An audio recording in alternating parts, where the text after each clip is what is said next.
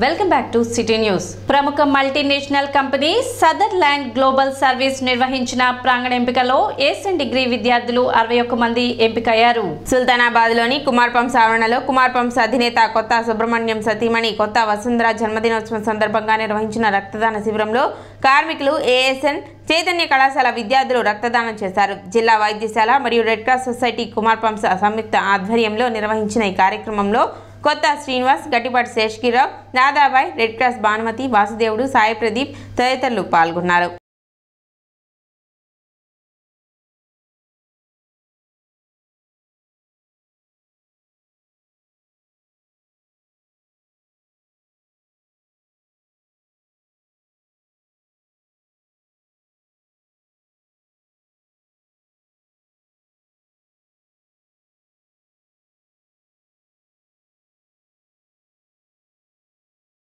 మా శ్రీమతి గారు కొత్త వసుంధర గారి పుట్టినరోజు సందర్భంగా ఏటా మేము మా స్టాఫ్ బ్లడ్ డొనేషన్ క్యాంపు నిర్వహిస్తున్నాం కొన్ని సంవత్సరాల నుంచి. అదే ఆనవాయితీగా ఈ సంవత్సరం చాలా ఎక్కువ బ్లడ్ కావాలని చెప్పి ఇటు మన తెనాలి గవర్నమెంట్ హాస్పిటల్ వారు, అటు రెడ్ క్రాస్ వారు ఇద్దరికి అవసరం వచ్చిందని ఇద్దరు వచ్చారు. కాబట్టి ముందు అనుకున్న ప్రకారం తక్కువైనా కూడా మా స్టాఫ్ను కొంత రిక్వెస్ట్ చేశాం. మా వాళ్ళందరూ ముందుకు వచ్చారు. మా వాళ్ళు 170 మంది. తర్వాత ఈఎస్ఎన్ కాలేజీ నుంచి, శ్రీ చైతన్య కాలేజీ నుంచి కూడా స్టూడెంట్స్ 2 కాలేజీ నుంచి కూడా 30 మందిలో ఒక 60 మంది వచ్చారు. ఈ విధంగా ఈరోజు 200 చిల్లర బ్లడ్ ఇవ్వడం డొనేషన్ అవుతుంది. అధినేత భానుమతి గారి పిలుపు మేరకు ఈరోజు శ్రీ చైతన్య విద్యా సంస్థల తరఫున నేను మా విద్యార్థులు రక్తదానానికి ఇవ్వడానికి వచ్చాం. ఈరోజు నేను 77వసారి ఇవ్వబోతున్నాను. ఇలాంటి అవకాశం ఇచ్చినటువంటి భానుమతి గారికి మరొకసారి. కుమార్ పంపుల మేడం గారు కొత్త వసుంధర గారి పుట్టినరోజు సందర్భంగా మాకు ప్రతి సంవత్సరము ఇక్కడ బ్లడ్ డొనేషన్ కార్యక్రమం జరుగుతుంది. దాని సందర్భంగా మేడం గారికి మా రెడ్ క్రాస్ తరఫున నిండు నూరేళ్ళు ఆరోగ్యవంతంగా ఉండాలి మా శుభాకాంక్షలు తెలియజేసుకుంటున్నాము. మరి ప్రతి సంవత్సరం ఈ బ్లడ్ అనే కార్యక్రమాన్ని ఏర్పాటు చేసి మరి సుబ్రహ్మణ్యం గారు చాలామందికి ప్రాణదానం చేస్తున్నారు. ఆయనకు కూడా మా కృతజ్ఞతలు తెలియజేసుకుంటున్నాము. ఎప్పుడు 150-200 వరకు ప్రతి సంవత్సరం ఇక్కడ బ్లడ్ ఇవ్వడం జరుగుతుంది. ఈసారి గవర్నమెంట్ హాస్పిటల్కి మాకు కూడా మరి 100-200 దాకా ఇవ్వడానికి మరి కూరాళ్ళంతా రెడీగా ఉన్నారు. మరి అందరికీ మా ధన్యవాదాలు తెలియజేసుకుంటున్నాము. చెంచుపేటలోని ఆర్సీఎం చర్చి నందు నిత్య సహాయ మాత పండుగను ఘనంగా నిర్వహించారు. తెనాలి పరిసర ప్రాంతాల నుండి భక్తులు అధిక సంఖ్యలో తరలివచ్చి నిత్య సహాయ మాత దీవెనలు పొందారు. ఈ సందర్భంగా గ్రామోత్సవం కన్నుల పండుగగా జరిపారు.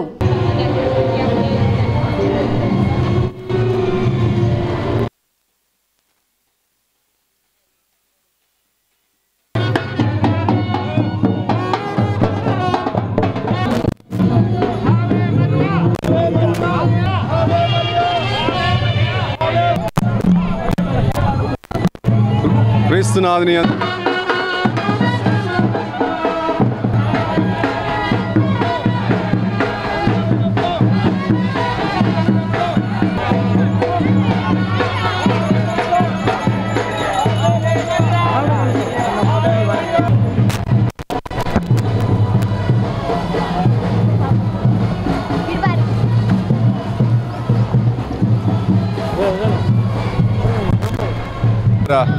ఈరోజు తెనాలిలో ఉన్నటువంటి నిత్య సహాయమాత ఆర్సీఎం చర్చిలో నిత్య సహాయమాత పండుగను ఘనంగా నిర్వహిస్తూ ఉన్నాం.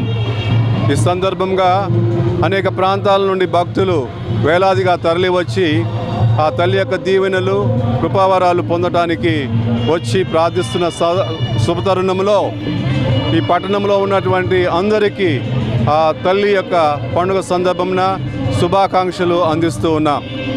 ఈరోజు సాయంత్రం 6 గంటలకి నిర్వహించువారు ఫాదర్ ఆంటోనీ విన్సెంట్ రక్షణ సభ గురువులు వారు, అలాగని ఇతర గురువుల చేత సమిష్టి దివ్య పూజా బలి నిర్వహించి ఆ తల్లి చేస్తున్నటువంటి అనేక మేలులకు గాను కృతజ్ఞతావందనం బాపట్ల జిల్లా వేమూరు మండలం చావలిలో రైతు భరోసా కేంద్రంలో పనిచేస్తున్న వ్యవసాయ సహాయకురాలిని పూజిత ఆత్మహత్య కలకలం రేపింది. ఆమె విధులు నిర్వహించే రైతు భరోసా కేంద్రంలోనే పూజిత ఉరివేసుకొని బలవన్మరణానికి పాల్పడింది.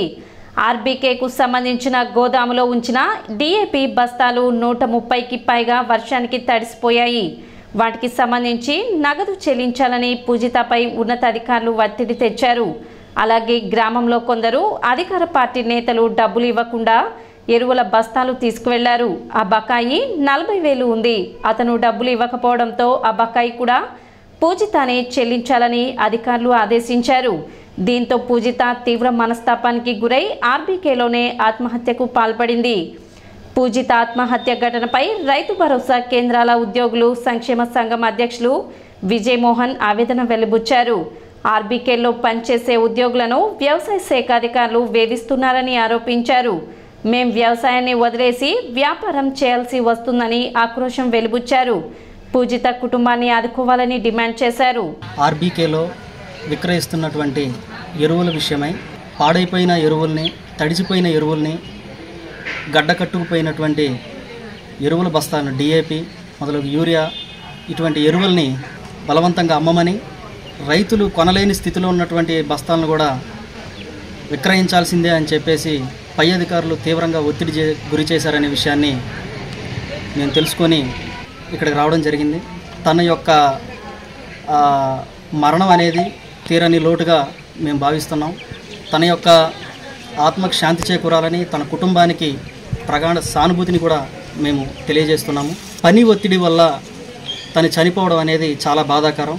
పై అధికారులు గ్రామ స్థాయిలో ఉండేటటువంటి ఉద్యోగుల్ని మానవతా దృక్పథంతో చూడాలని రిక్వెస్ట్ చేస్తున్నాము. రైట్ ఫ్రమ్ మండల స్థాయి నుంచి కూడా రాష్ట్ర స్థాయి వరకు ప్రతి అధికారిని మేమందరం కూడా రిక్వెస్ట్ చేసేది ఏంటంటే, గ్రౌండ్ రియాలిటీస్ మీ నోటీస్కి వచ్చినప్పుడు దయచేసి కన్సిడర్ చేయమని అడుగుతా ఉన్నాం. తడిసిపోయినటువంటి గడ్డ కట్టుకుపోయిన ఆ ఎరువులని బలవంతంగా అమ్ముతావా లేదా, ఆ డబ్బులు ప్రభుత్వానికి కడతావా చస్తావా అనేటువంటి మాటలు తనను తీవ్రంగా బాధించాయనే విషయాన్ని కూడా మాకు ముందు రోజు తను మాకు తెలియజేయడం జరిగింది. కానీ తను ఇటువంటి ఆత్మహత్య యత్నానికి పాల్పడడం అనేది చాలా బాధాకరం. డాక్టర్ దివంగత చెదల్వాడ కృష్ణయ్య చౌదరి మత్తు వైద్యం అందుబాటులో లేని రోజుల్లో శస్త్రచికిత్సలు విజయవంతం చేశారని, వైద్యులందరికీ ఆయన ఆదర్శంగా నిలిచారని ఈఎన్టీ వైద్యులు రాజేంద్ర ప్రసాద్ అన్నారు. కృష్ణయ్య చౌదరి వర్ధంతి సందర్భంగా ఐఎంఏ తెనాలి శాఖలో నిర్వహించిన సమావేశంలో ఆయన మాట్లాడారు. అనంతరం ఐఎంఏ తెనాలి శాఖ అధ్యక్ష కార్యదర్శులు జె విజయలక్ష్మి, వి పావని ప్రియాంక ఆయనకు కృష్ణయ్య చౌదరి స్మారక బంగారు పథకాన్ని ప్రదానం చేశారు. వైద్యులు సి శ్రీకాంత్ బాబు, కె అనిల్ కుమార్, నీలిమ, సందీప్ తదితరులు పాల్గొన్నారు.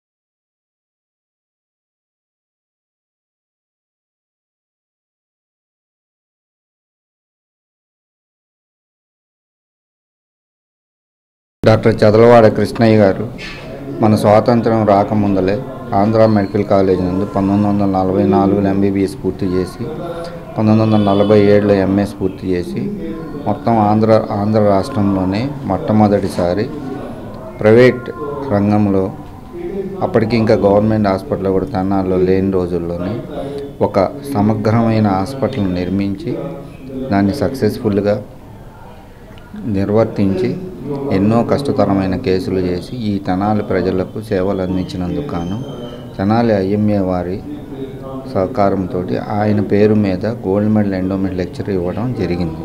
కిమ్స్ హాస్పిటల్ మరియు తెనాలి ఐఎంఏ వారి సహకారంతో ఈ గోల్డ్ మెడల్ లెక్చర్ని ఈ సంవత్సరానికి గాను డాక్టర్ రాజేంద్ర ప్రసాద్ గారికి బహుకరించారు.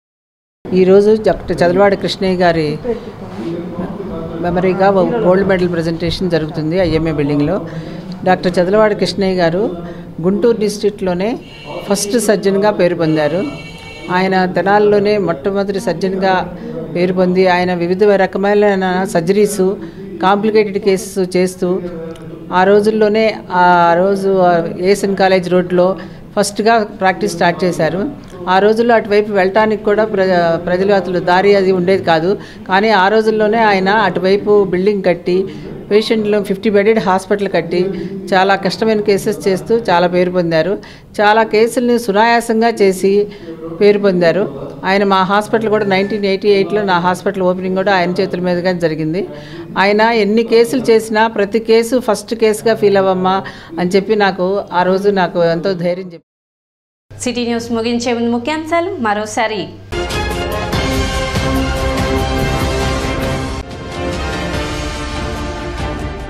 కేంద్రం ప్రవేశపెట్టిన బడ్జెట్లో ఆంధ్రప్రదేశ్కి మొండి చేయి చూపించిందని పేర్కొన్న doctor Chandu Sambasivudu.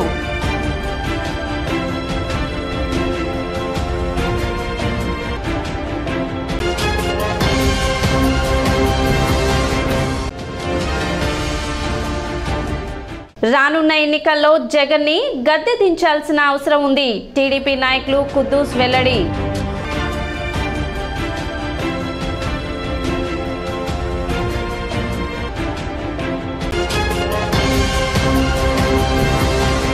City news ఇంతటితో సమాప్తం. నమస్కారం.